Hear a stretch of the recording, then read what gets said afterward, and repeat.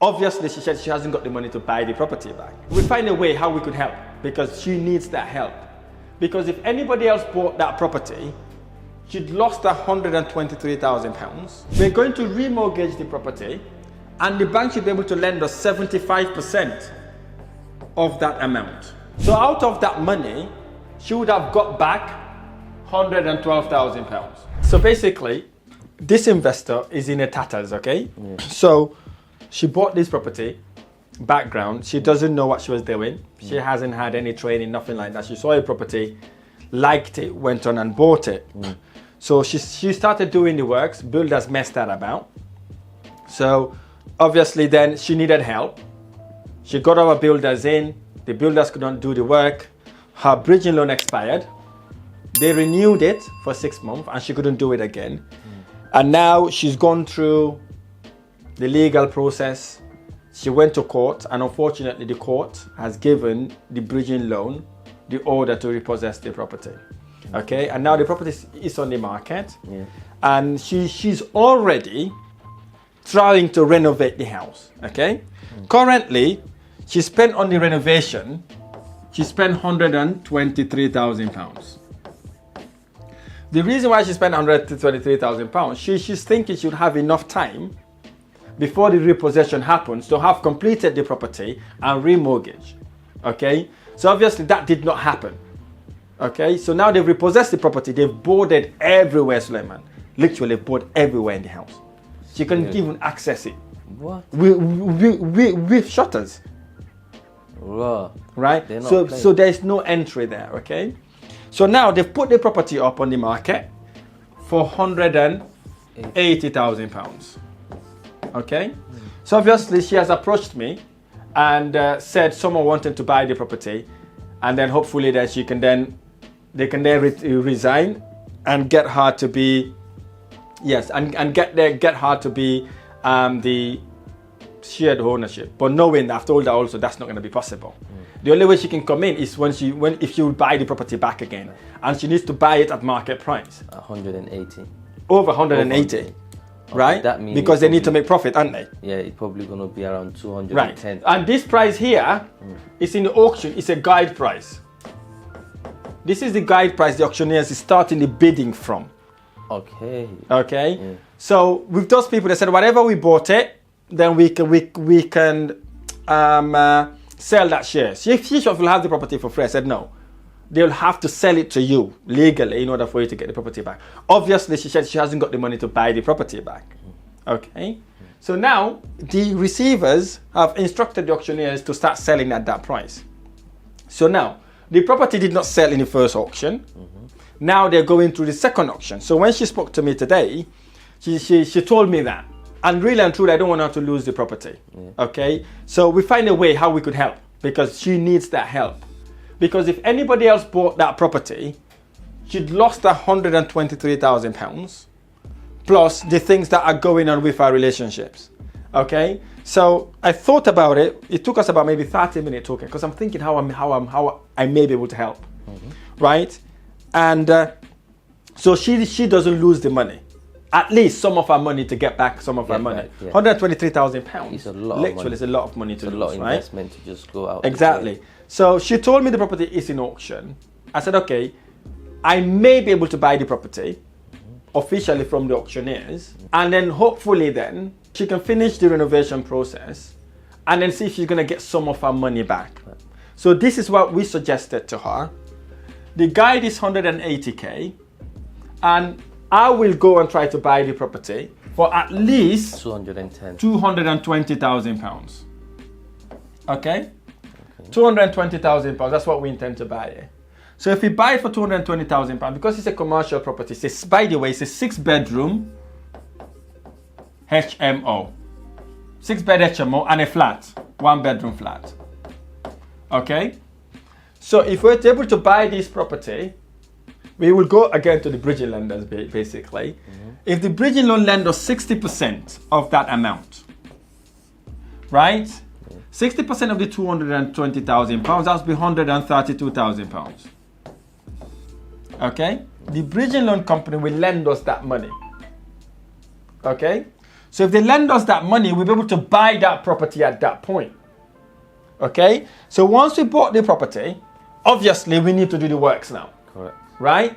She said she's got £20,000 to complete the works. Okay? So she will put down the £20,000. Yeah. Okay? To complete the works. Yeah. Okay? If the work is completed, we would go, okay? We would go and renovate the 6-bed HMO. We will forget the flat for now.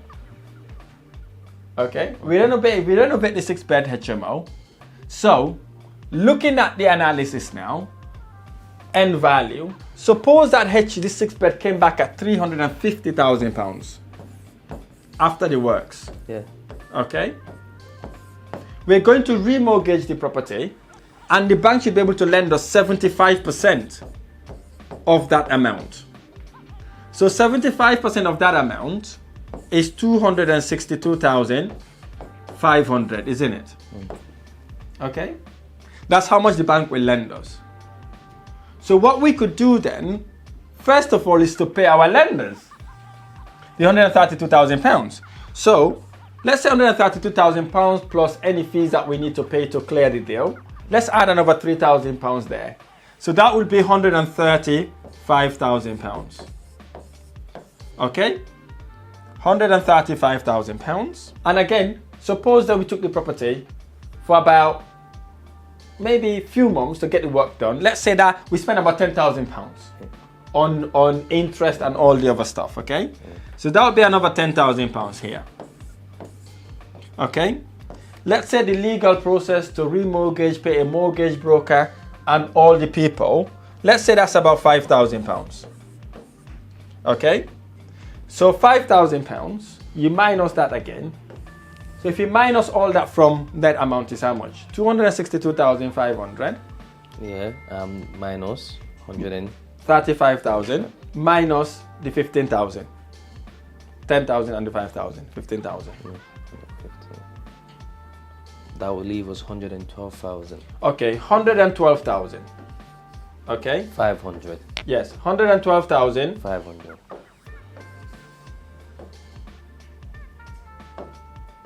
112,500. Okay? So with that 112,500, okay? So if we help her buy the property, we'll be prepared to get that money, for her to get that money back. So in essence, if she would have spent the 123,000 plus the 20,000, Yeah. that would have been 143,000, isn't it? Yeah. So out of that money, she would have got back £112,000. And we're not going to charge her any fees because she come back to us asking for help. That's what we could do. So minus these two figures, 143,000 minus 112,500. That's 30,500. 30,500. So basically, if we help her get the property, if we buy the property, right, instead of losing that £123,000, she would have only lost 30,500. And because she approached us wanting us to help her, we are prepared to give her whatever is left over on the deal. Subject, she will complete the renovation works. Yes. Because we're helping her out here. Okay? So you may be thinking about our risk, right? Our risk in this deal. So let's say our risk would be if she's agreed to complete the renovation work and she hasn't completed it, where we will have to put our own money now into completing the renovation work. Correct. Suppose she turned around and said, look, Rahim, I haven't got the £20,000 to complete the deal. And we went and looked at our property, realized actually it's £40,000. So the risk we take, number one risk, we may also put in about £40,000 there. Okay? That's one of our risks. And obviously the other risk, the property may not come back at £350,000. It may come back lower. Okay? And then obviously we don't know the work that has been done there, whether it's been done properly or not. So that's the risk we are taking there. Okay? But our benefit, right, is basically getting the property, that's nearly completed in renovation works, meaning we're not going to put that £23,000 again, right? We only need to put the either 40,000 or she put down the 20,000. And the back of end of that, if we remortgage, we've got a property basically. Definitely. Okay, that's our main benefit. We'll end up having a property and a flat. Whilst also, her benefit is that she wouldn't lose all the £123,000 that she would have put. She would have got back. Actually, she would have got back 112,500 if she did not spend that much money. Right? If she did not spend the £20,000, basically she would have got the £112,000 minus. She would have got about £6,000 back. Right? From that, if we decide to do it. Right? But if she let us down here, then obviously it will be another agreement then to see how we may be able to help her. That would mean we will deduct the £40,000 from here, right? From the £112,000. If you minus those figures, it's how much? 112,000 minus 500. So 112,500 minus 40,000. That's about 72,000, no?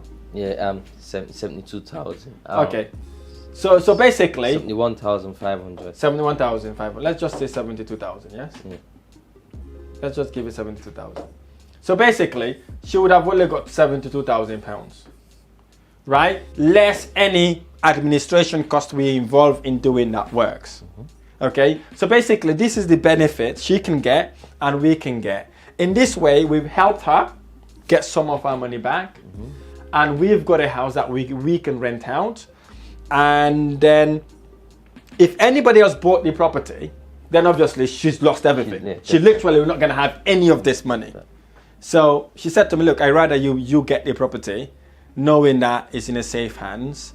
And it's just difficult basically for you to kind of help someone that way. They're not gaining that much, to be honest.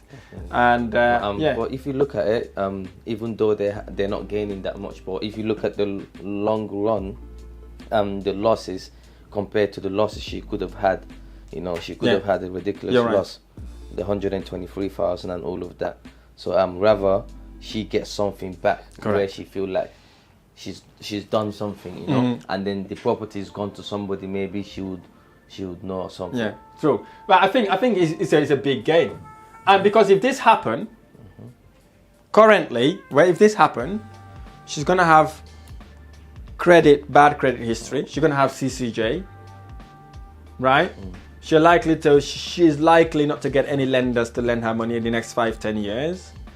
And if they could not sell it over £180,000, she also stand to lose her personal home where she is living. So in essence, if we're able to buy this property, we are not just saving at 123,000, we're also saving her on her home not to be repossessed as well. So I'm hoping that we may be able to help her with it, and then end up being what we anticipated it to be.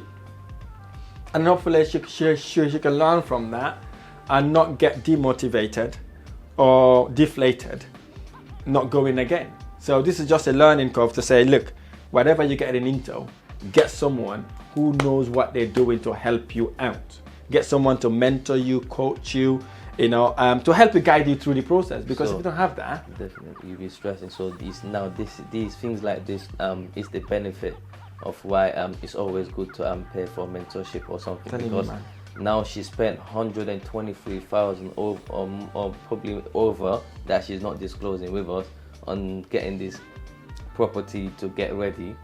And bear in mind, she went there with no idea, maybe no mentorship. No, it's not no idea. She went there with no idea, completely blank. Literally. So if she had paid for mentorship, and then let's say most 10,000 estimates for mentorship, and she would have not been in this predicament where she's literally about to lose the property she's working on, and could potentially cause her to lose her own home. So, and her relationship. And her relationship as well. That's crazy. So it's a crazy thing. This is why it's benefit. And the funny thing also, Suleiman, after this, guess what? She will go and pay someone else to get to coach and train her. Oh, no, right. So basically, it's going to cost her more than the 123,000. Because you've got two entry costs there, the losses that she's made, and whatever she's going to go and pay someone to mentor and coach her. right? So let's see how we could help, basically. If there's a way we could help, obviously. And I've also registered for the auction, right? So they said the actual registration for the auction itself is on Thursday. So I will go on, not Thursday, Friday. I'll go and register properly and see if we're able to buy it. If we're able to buy it, bingo. If we're not, we've tried at least our best to help her get some of our money back. Definitely. Good. Any question on this? You understand it now, yeah? Yeah, definitely. Got Fantastic. Okay. So you see, this is the reason why it's important for you to educate yourself before you get to doing anything. Whether it's to do with property, whether it's to do with business, whatever you're doing in your life, get someone who's already done what you like to do. Get them to mentor you, coach you along the way to avoid expensive mistakes like this. I really hope you like this video. If you like this video or any of my videos, smash the like button below, subscribe to my channel for more amazing videos. I look forward to sharing the next one. Thank you.